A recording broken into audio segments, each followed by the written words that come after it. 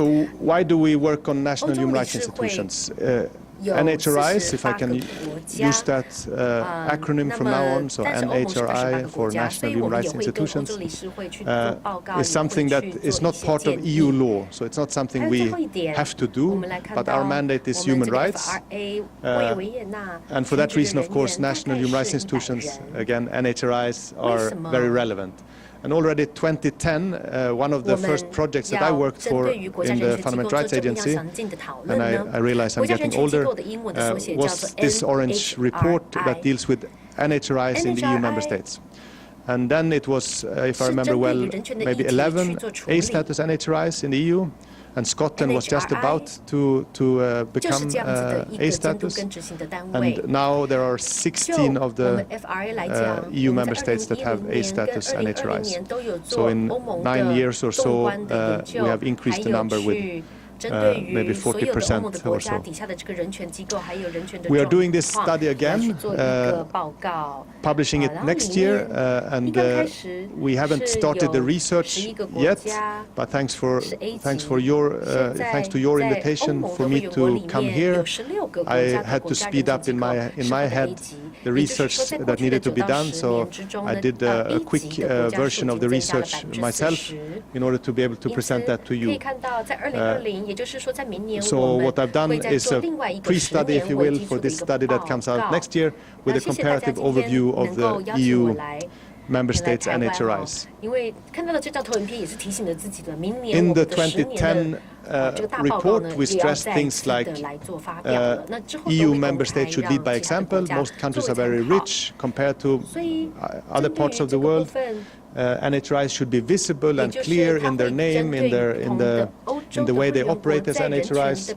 We should be strong on European cooperation between NHRIs, and there should be a coherent approach at national level, meaning it shouldn't be a maze, it shouldn't be a complicated setup for persons to know where to turn to complain. If I can use an example from France, that one of the French officials mentioned some years ago, if you were a young person with a disability and an immigrant background, you had to, and you felt that you were discriminated, you had to choose between 3 or 4 different places to go, and it wasn't clear which mechanism you should turn to. So of course an NHRI could fill that function also of making it clear that you don't have to know where to turn. You just go there and they sort out who will deal with your issue. And the study that we did in 2010 showed that it was so confusing at member state level. There were so many mechanisms, different thematic ones, different discrimination grounds, different levels of government, so at the national level, at the regional level, at the local level, different complaints mechanisms, different structures, different setups, different names. Huli-hutu.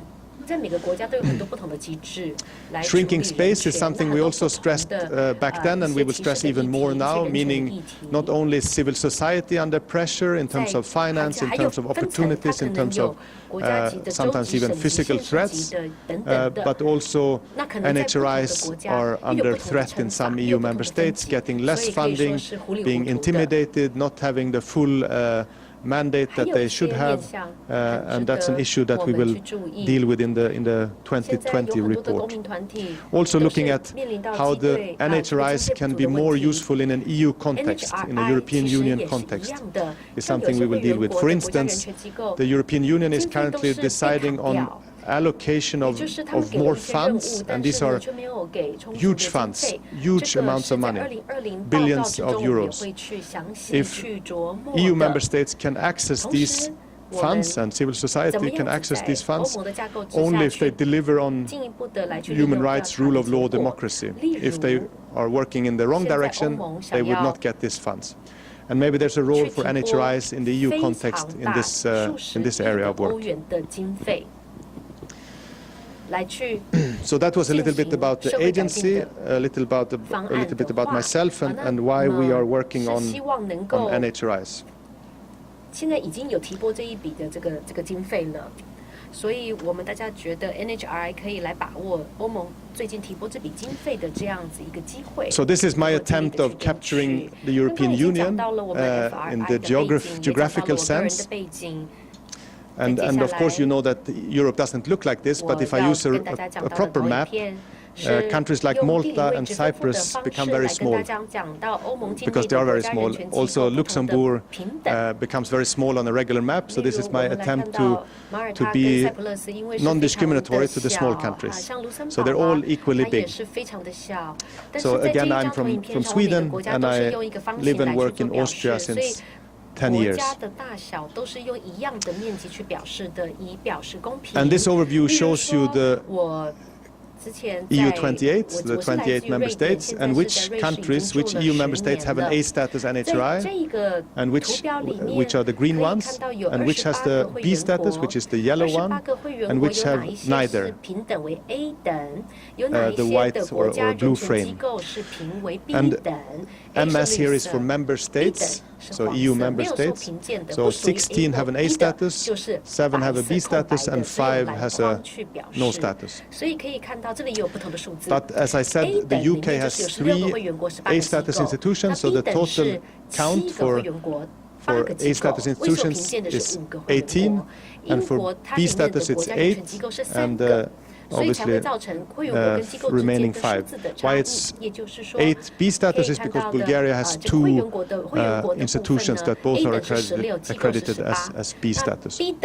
And basically what I will do in the time that I have this morning is to talk about the green ones here, the A status ones.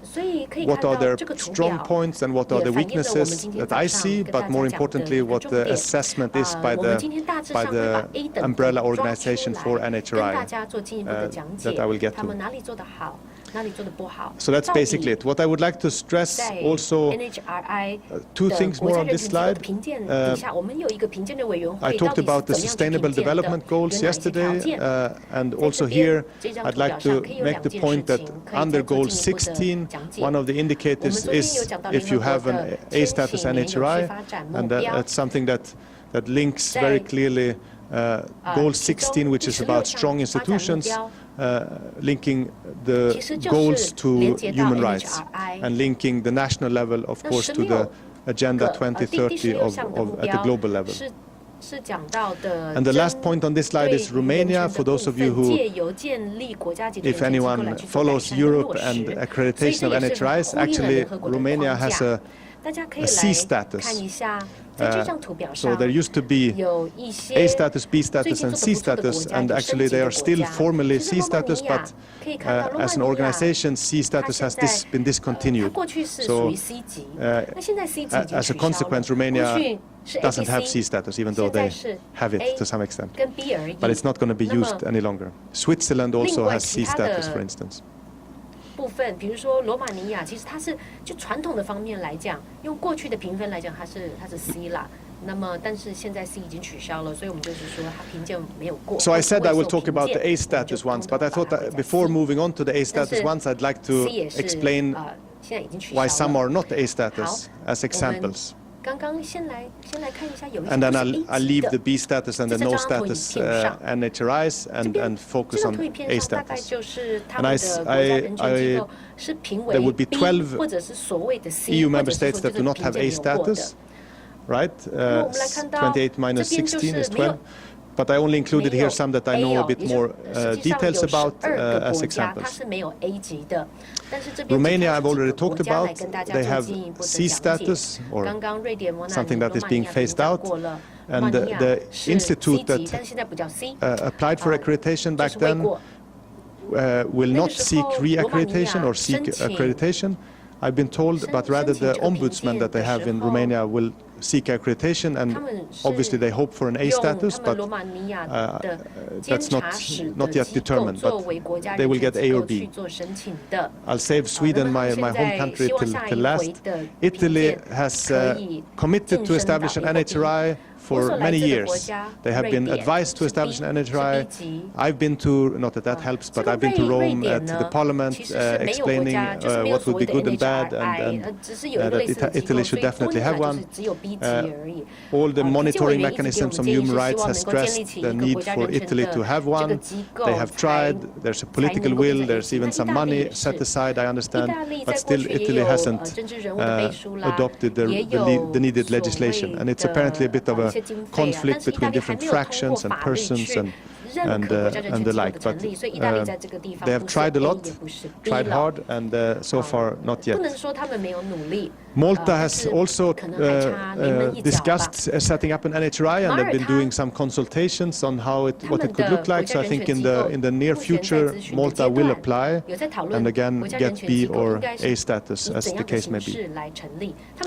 Austria has a typical, almost typical ombudsman type mechanism, and very often the ombudsman in the European Union at least have A status. Austria has not been able to get A status, but only B status, something that is unfortunate for Austria, but I think it's good for the sake of human rights that you cannot be sure to get A status just because you have a particular label. You have to deliver on the Paris principles. And I think the biggest problem for Austria is that the ombudsman, I think it's 3 ombudsmen, are appointed by the political parties. So that's not independent enough to deserve A status. So the political parties would appoint the ombudsman, and they would come from one party, the biggest party. The leading ombudsman would come from the biggest party, and that's obviously not ideal from a monitoring perspective and an independence perspective. Belgium has a few years ago reorganized their structures, their mechanisms, and basically they have an equality body, a new equality body, so meaning they don't have the full spectrum of human rights mandate, they only have equality and non-discrimination. And for that reason, Belgium doesn't get A status. The mandate is too limited. Similarly, to some extent with Cyprus, but not so much on mandate, also a B status. They did their accreditation in 2015, and SCA here stands for the Subcommittee on Accreditation. Subcommittee on Accreditation, which is the subcommittee of the umbrella organization for NHRIs, what is now called GANRI, which used to be called the ICC.